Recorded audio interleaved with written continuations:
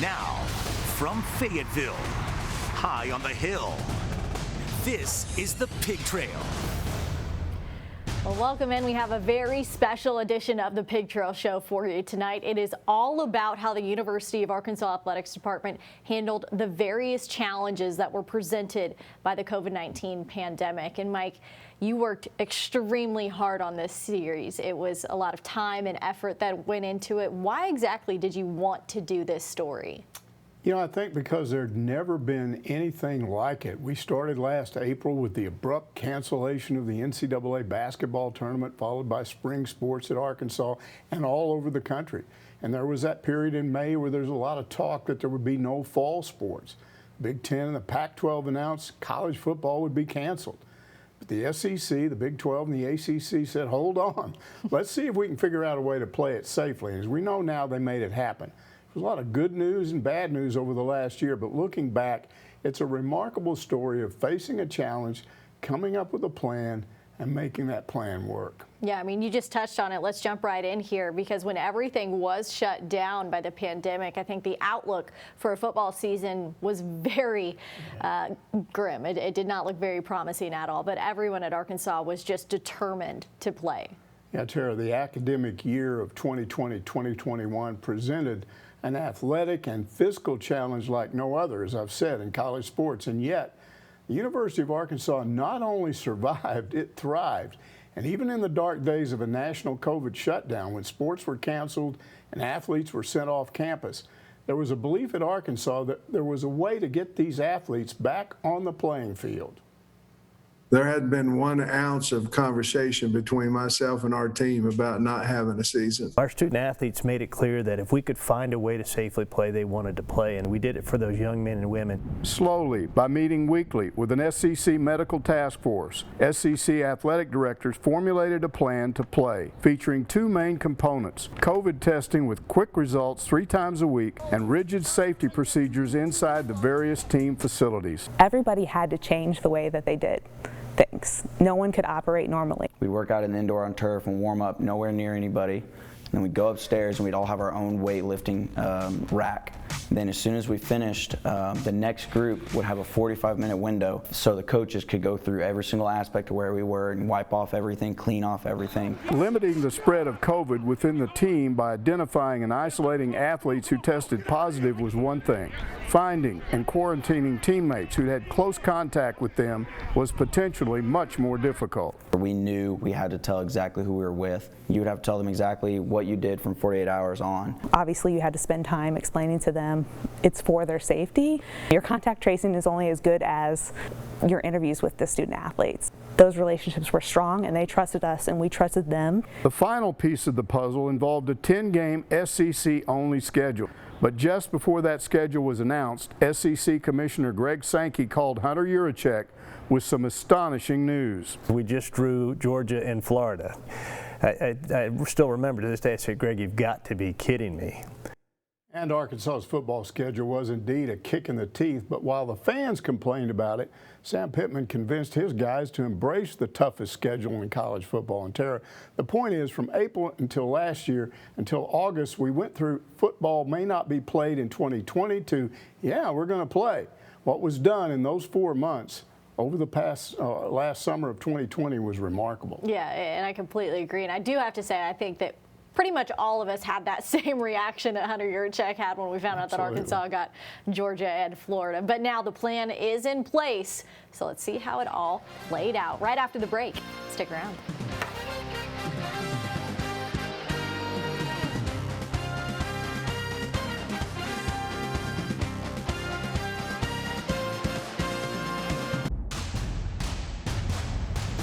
Arkansas was already testing everyone very frequently, trying to prevent an outbreak of COVID on campus. But Mike, being on campus wasn't exactly the biggest challenge. It was really trying to take care of the athletes who would potentially maybe go off campus and maybe have a night out on the town. Well, you're right, Tara. As the 2020 college football season approached, Razorback athletes had already been on campus, working out for over 2 months, testing out those new protocols designed to limit the spread of COVID. And it was working. But keeping those athletes safe in on-campus facilities supervised by coaches and trainers, that wasn't the worry. It was the free time, off-campus activities that Arkansas's head football coach and the school's athletic director had an eye on after problems had developed at other schools like LSU. Pittman and Juracek, I think they were really telling us how important this was and how one little thing could change the outcome of the season. It was something that I bragged about to our coaches and our student athletes throughout the year. We were never the cause of any game being canceled. With almost a full roster week to week, Razorback football had early success, leading number 4 Georgia at the half, beating Mississippi State on the road, and losing to 13th ranked Auburn by just 2 points, with later wins over Ole Miss and Tennessee. Hog football fans were excited, and so was the head coach. Done a nice job with this COVID, and I'm very proud of the way our players have handled it. Arkansas did have issues the week of the LSU game, but technically had enough available athletes to play under SEC guidelines. Some of the starters would have to be replaced by players off the bench. Postponement was an option, but Pittman passed on it. Kudos to him, because I think there's some football coaches across the country that would have canceled that game, but Sam's message all the way throughout the years, we only need who's on the bus that day to have an opportunity to win the game. I think every single person on the team had his back. Those guys came here to play. It's their turn to play. It was the next man up mentality. In the end, there was one canceled game in Arkansas season. TCU bailed on its bowl game with the Hogs, a huge disappointment. But this team had proven that COVID could be beaten. As we started the fall sports and they were successful, our winter sports said, hey, that's really working. The same thing happened with their spring sports. A national championship in women's indoor track, the Elite 8 in basketball, NCAA regionals and super regionals hosted by baseball and softball, a combined 10 SEC and SEC tournament championships. Every sport but one made it to postseason competition. Going and watching baseball games when we're sold out because we got the best college baseball pitcher ever. It's like I was proud to wear Arkansas around. Like, you got to give credit to Mr. Juracek for what he's done. So what could have been a disaster turned into one of the best ever total sports seasons on the Hill. Now, that didn't happen by accident. Tara, the entire University of Arkansas Athletics Department deserves a ton of credit, from the AD to the coaches and all of the athletes in all of the sports. 10 SEC and SEC tournament titles. That is just absolutely crazy, especially after a pandemic. So, you know, just one of the most interesting parts that I've got to mention, we also saw it in part 1 of this series, is the contact tracing. They were really relying on the student athletes to be fully honest about who they were hanging out with. Yeah, that was probably the most interesting part of making this plan work. And it was essential that when an athlete tested positive, every other athlete they had had close contact with needed to be identified and quarantined. Now look, who wants to sideline a teammate by ratting them out? That would be a normal reaction of an athlete. So those working with the athletes had to convince all of them that they had to be totally transparent. If not, the entire team could take a major hit. Accurate contact tracing ended up being the main reason why Arkansas never had to cancel a sporting event, even though many other SEC teams did. Yeah, I think that says a lot about this Arkansas program and the athletes that they have here on campus for sure. But the success Arkansas's athletics were having was great, especially in the face of all the adjustments that they had to make. But there was a price to pay. Coming up, we hear from some longtime employees who helped Arkansas battle the financial burden the pandemic caused.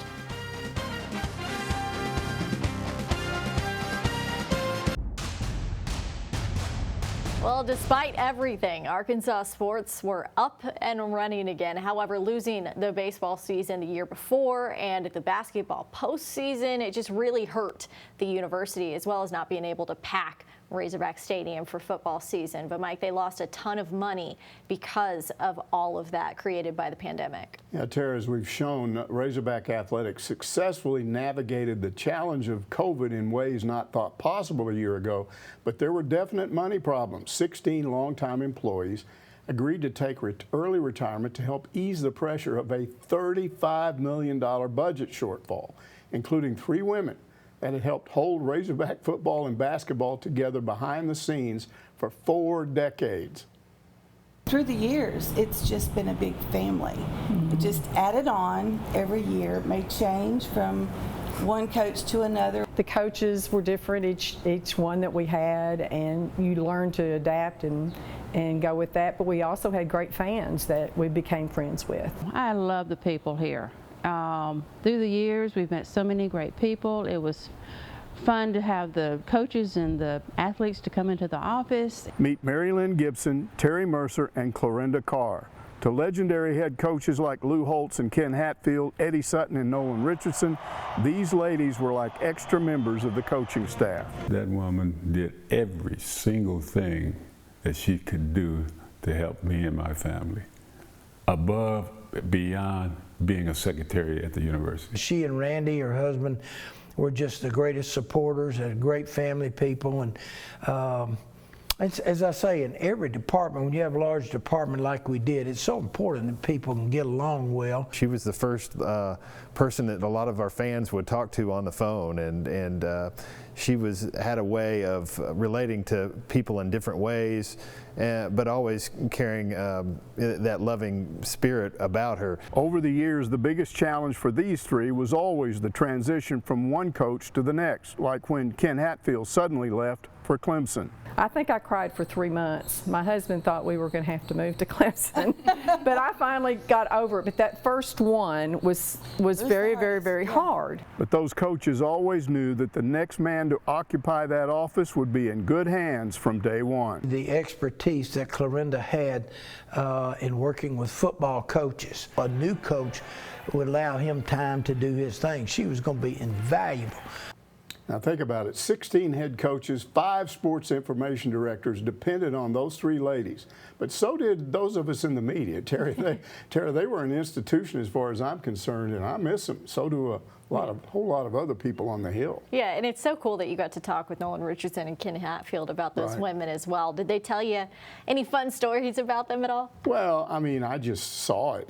Back, there were several controversies when Nolan was there, and fans would sometimes call up and, you know, Terry Mercer would protect him. She never let him hear those phone calls. Yeah. But he wasn't goofy. He knew what was going on. And one day I came over when she was supposed to be, you know, gone, and she was gone. And I was talking to him, and he says, "Listen to this," and he starts playing these messages, and he's just laughing. But she was always trying to protect him, and the other secretaries did that too with their coaches. Yeah, and I'm sure that all 3 of them, including the rest of the people who took early retirement, are all sorely missed at the university. And we're going to talk a little bit more about them as well coming up, because it's so cool to hear from them. So we have to just keep this rolling. These women still love the University of Arkansas. We'll hear from them and more coming up on the Pig Trail.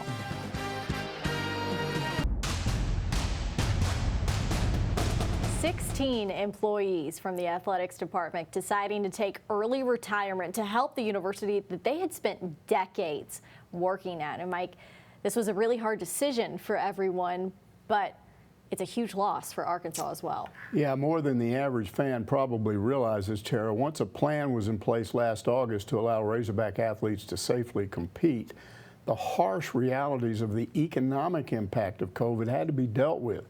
Now, beginning last fall, all of the coaches took pay cuts along with the rest of the athletic department staff. But more was needed, and that prompted a decision by Arkansas Director of Athletics to offer early retirement to the department's most experienced staffers. He would save money, but lose some of his best people. 16 people and roughly 500 years of experience within our department that took early retirement. It really kind of shook you a little bit because I wasn't ready. I had a new coach. I wanted to help him get established. You know, things had changed through the years, but basically we loved it. Our families, our kids and grandkids. So it's just a big part of our lives. COVID changed everything. We had talked about retirement, but as long as I was feeling good, I mean, maybe another year or 2. And yet there was no question what these incredibly loyal, longtime staffers were going to do. If it would help their Razorback family, they were willing to go. They helped us get through COVID. Not an easy decision for any of them to step away. Step away to a completely different lifestyle, from work days filled with the energy of high-profile coaches and athletes to retirement. I'm putting in a huge garden. I've learned to sleep in a few times till 7 o'clock in the morning. Your schedule is just a lot more open. maybe a little bit more family time. Daryl Walker would always call. T. Mercer, this is D. Walker. So, and so I got a lot of calls from my former players. I think all those people who last a long time in a certain environment is special people. They've been missed. I mean, because again, it's some history around our department that we don't have any longer. Now, Tara, most of those 16 employees can still be seen around the athletic complex from time to time and at games. They are Hog fans, and they'll always be Hog fans. And one of the people that retired as well, though, we didn't have a chance to mention him in the story, but Pat Berger, he's the groundskeeper. And I know that you had mentioned what a big loss he was for the university as well. Well, I started mowing lawns when I was about 9 or 10 years old, and I've always been interested in grass and the different varieties. Yeah. He'd talk to me all the time about that stuff, and then I would ask him about the different grasses they had at the U of A. He was the guy that oversaw the installation of the turf we have now. They had problems in the south end zone when there's not enough sun late in the year, and they were trying to solve that with different turf. And I have to say that I kind of chuckled a little bit halfway through last football season when fans started complaining about the way the field looked, because you can't lose a guy like that with all his knowledge and just bounce back like nothing happened. I think they'll get it right. Yeah. But he was really special. And then, oh my goodness, Bobby Allen, longtime assistant coach under Houston Nutt, father of 2 quarterbacks at Arkansas. He'd been the director of high school relations for several years. Great relationships with high school coaches all over the state. Really helped in recruiting. People like that leave a hole when they retire. Yeah, absolutely. And it's great, though, to have those people, they retired, but they're not bitter about it. They're still happy to have been a part of the University of Arkansas. And coming up after the break, we are going to talk a little bit more about a look ahead, where we're going for the next season. Stick around.